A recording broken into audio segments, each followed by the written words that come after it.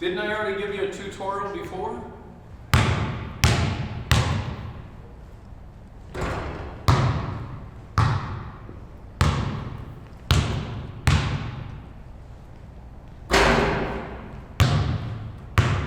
If it hits the rim, that counts as a miss in my neighborhood.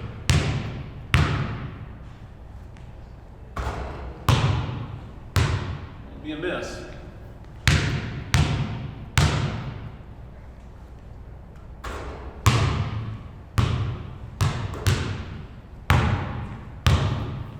I'm still searching for the perfect jump shot. It's there. It just might be too close to it. To have your shoulder done, labrum surgery, and then to still come back and shoot like that. So if Picasso had hand surgery and then came back and still was able to be Picasso, then he could relate to what I'm doing here. To have the shoulder repaired didn't make it better. They just kind of pieced it together. Yes, the Picasso of shooters. I said it. Maybe Picasso is the Dan Patrick of painters. I said it.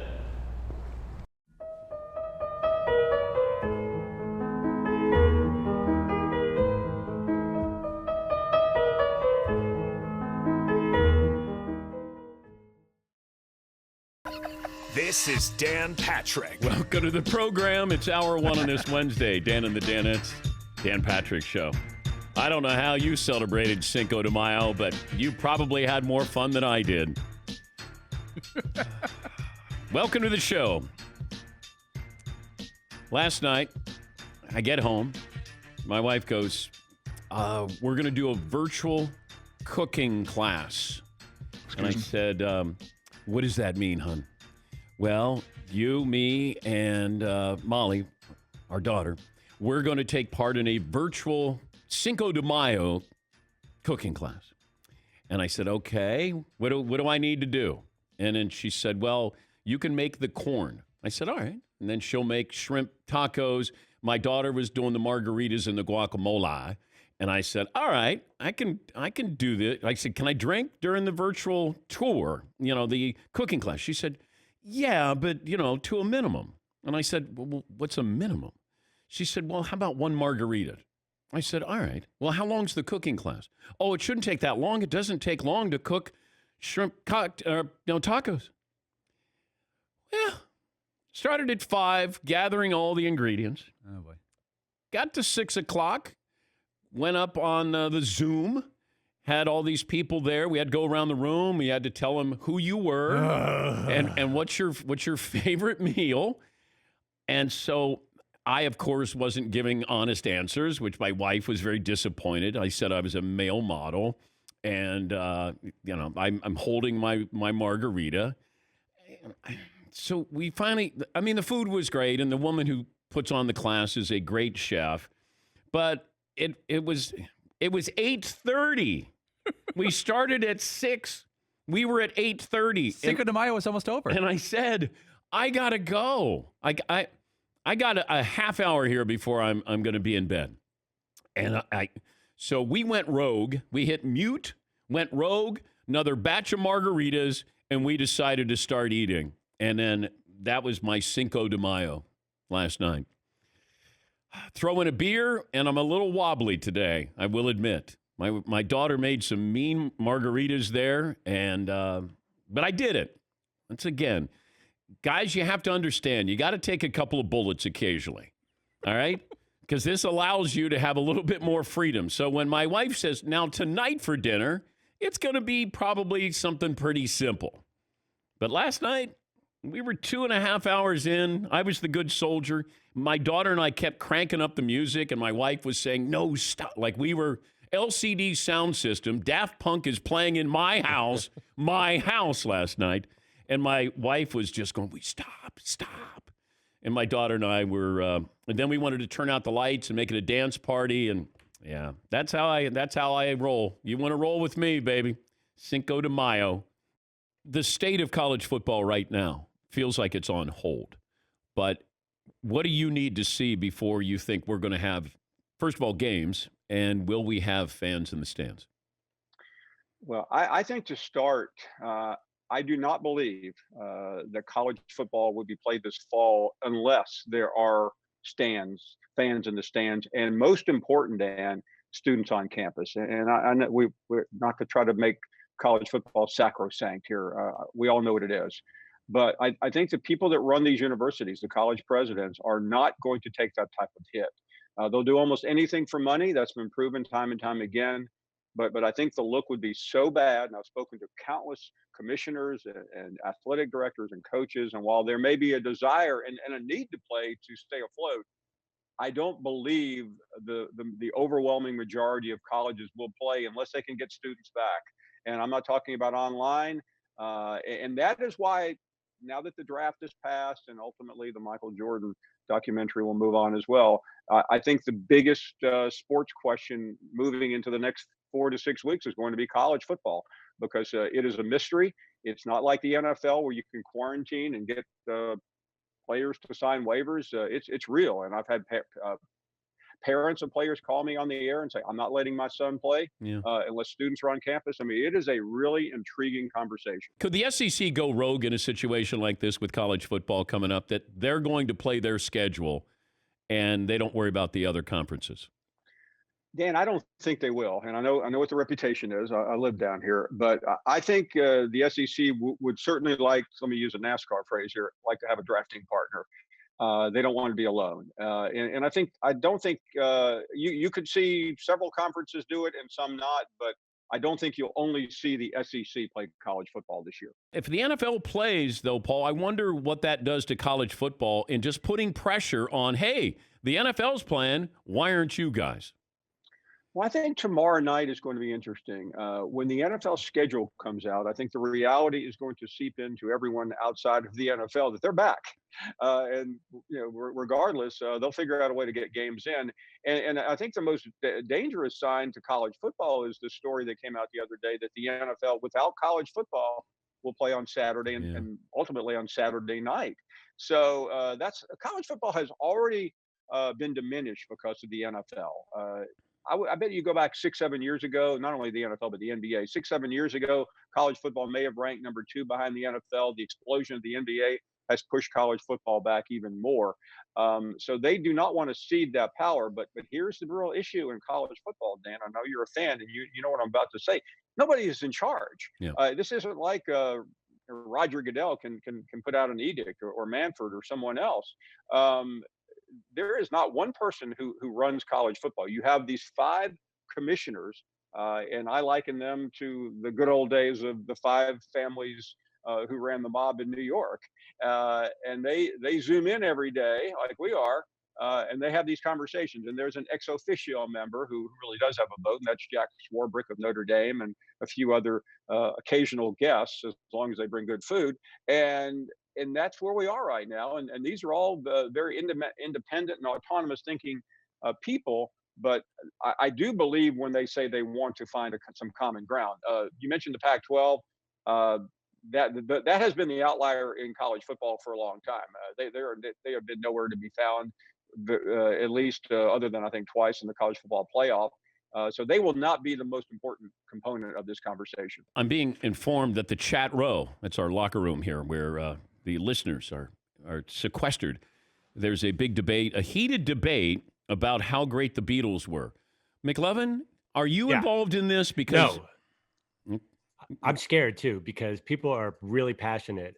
Somebody had an interesting note in there saying that you can't trust anyone who does not like the Beatles or does not love the Beatles. Can't trust them. I don't know if I'd go that far. I can't trust your music judgment. And like, I'm not going to assess you as a person if you don't like the Beatles, but I will assess your musical taste if you don't appreciate the Beatles. Is that what they're talking about? Or is this? No. They're going way beyond. Oh that. my This God. is a gloves off debate on the Beatles. How can you debate the greatness of the Beatles? Paul? I think the problem with people and the Beatles is they don't like being told that they're great and it being forced down to them that the Beatles are the greatest band of all time and you have to shut up now. I think people who are hardcore Beatles fans are not. There's no wiggle room with the Beatles, and people who are not hardcore fans of them are like, hey, I don't want to be told that they're the greatest. Let me decide for myself. Well, you don't have to say they're the greatest or agree with that, but you, I think, have to have an understanding of what they did and how they did it and how big they were. That they went from being One Direction, a pop band, to becoming this, brilliant band with, the technology, everything that was involved in it. I am baffled when people say, like McLovin does, the Beatles are overrated. Yes, McLovin. I think it's that One Direction period that confuses a lot of people, because we hear the songs you hear are "I Want to Hold Your Hand" and the poppy songs, which do not fit that White Album era. So it's confusing because I wasn't there, but so I hear "I Want to Hold Your Hand," I'm like, that's just it's Debbie Gibson for all, that's just a pop song. But you're not One Direction stopped there. I can't believe I'm bringing up One Direction with the Beatles, but you're stopping in the poppy period. Now look at what they did. And then you do the White Album and Sgt. Pepper. I mean, come on. Nobody comes close. Nobody comes close to that. No one. How about like the Zeppelin, Rolling Stones, those guys? No. They're not close. No, the Stones would be, because you've got unbelievable songs, great music. They stayed together. The Beatles were Sandy Koufax. It was like an 8-year period where you went, they're the best. It's not even close. They're the best. And everybody who tried to follow suit with them and tried to do what they did, and it's just not close. No. And look, I have great respect for music and bands and those that stay together and those that happen upon the scene for a few years. What the Beatles did, and that music still plays. It does. Oh, my God. The play of the day. Runner left side, got it! They're going to play it and play it. This is the play of the day. Check this out. 20-year-old Kerry Wood gets Derek Bell for his 20th strikeout, a National League record. He has his first Major League complete game and shutout, and it's a one-hitter over the Houston Astros. They're mobbing Kerry Wood at the mound. Can make a case. Might have been the greatest pitching performance ever. Courtesy of Major League Baseball on this day, 1998, Kerry Wood, known as Woody, and he struck out the Houston Astros, 20 Astros. So you had Biggio and Bagwell. You had Hall of Famers in there. Moises Alou. And you had a lot of good hitters in that lineup. There have been a couple of times in my career where I've seen pitchers do something with a baseball that I had not seen before. Kerry Wood's breaking ball, I don't know how many feet it broke, but it defied logic. You're just watching it and you're going, it feels like an optical illusion. The Astros had no chance that day. None. And they'll admit it. They had no chance. Now, I saw Dwight Gooden when Gooden was at his peak, and he had an ability he could bring heat, and he had a great breaking ball. Steve Carlton with that slider that was always, it just died in the dirt and guys still went after it. Randy Johnson, another one like that. You just see some of these pitchers and you go, that is not normal. When Clemens was with the Red Sox in his prime, he had that ability to just rear back and bring it. Guys who pound the strike zone. This was different with Kerry Wood. He had great velocity, but he also had that breaking ball that was just not fair. When Nolan Ryan learned how to throw a changeup that was representative of his breaking ball, that's where he started all those no-hitters. What do you have, 7 no-hitters? Probably could have had 19. I think he had 12 one-hitters. He could have had 19 no-hitters. It's that breaking ball. These guys have, everybody throws 95 and plus, but when you have that breaking ball and you deliver that with the same arm slot as you do your fastball, not fair. Not fair. That's our play of the day. You got a basketball hoop at the house?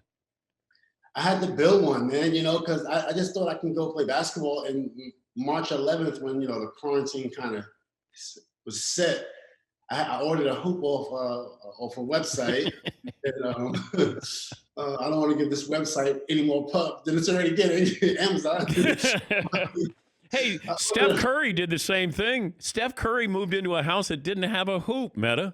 I know, I was surprised to see that. I'm like, I know I don't have a hoop, but Steph, that's that's unacceptable. But you know what I'm thinking? He's so good as a shooter, he doesn't need to practice.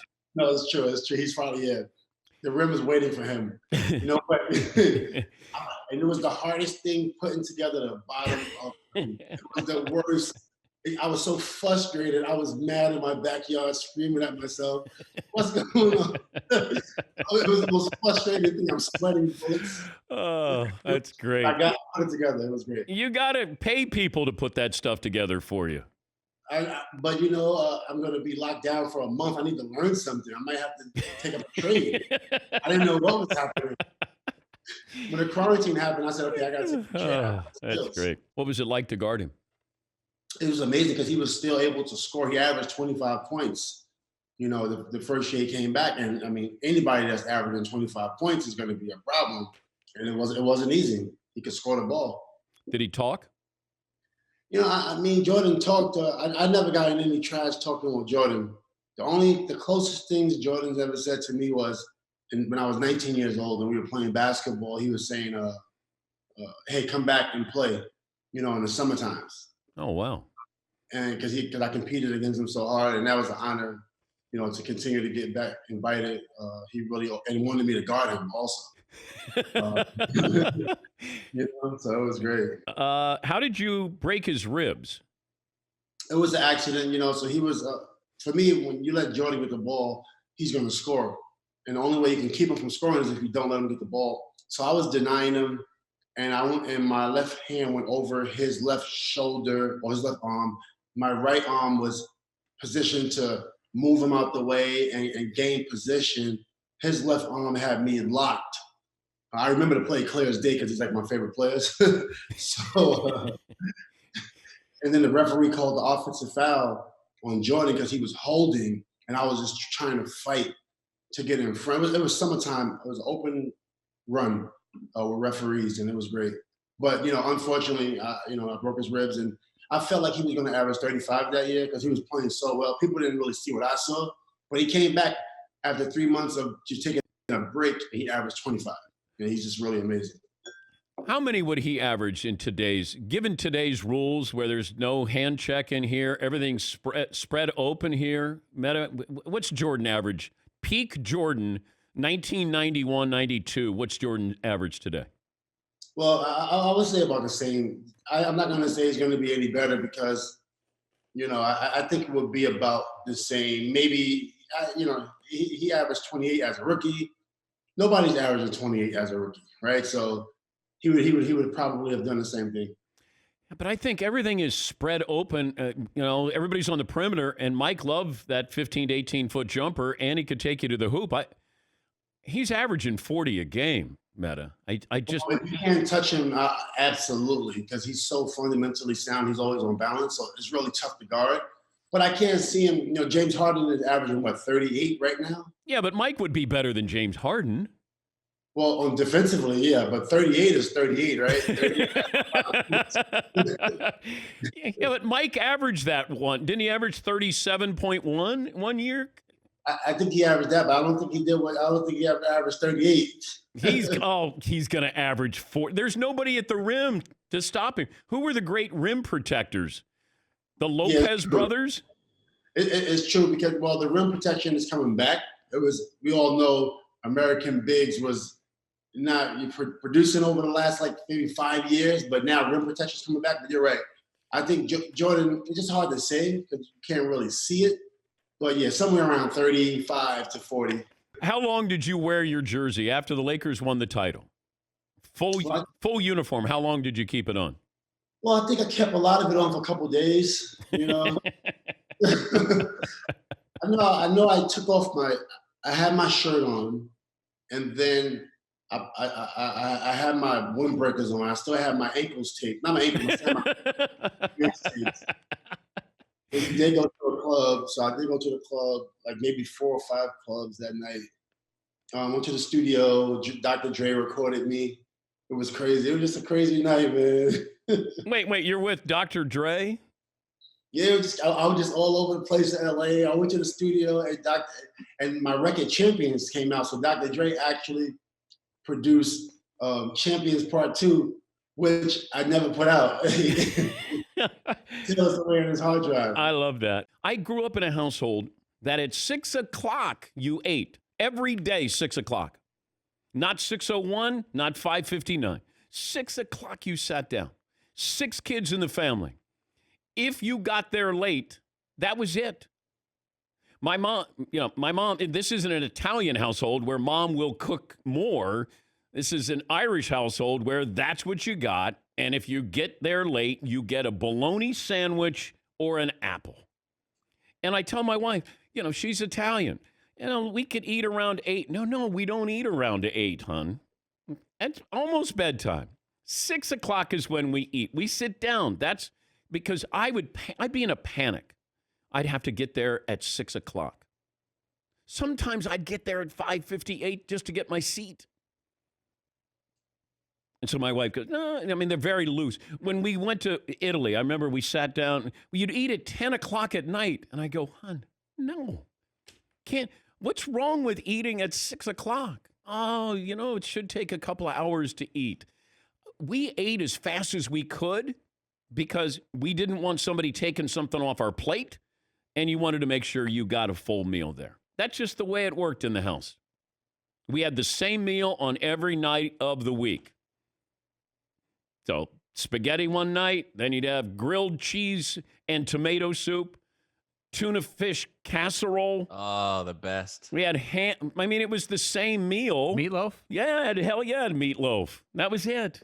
So my wife, very loose with this, and it's an event to have a meal. With us, it was survival. I just sit there and go, eating isn't enjoyable to me. It was like a means to an end. And I had 2 older brothers, and I was like, man, I got to box them out here. That's why I weighed 148 pounds my senior year in high school. 6'3", 148. Fritzy, what did you learn on today's program?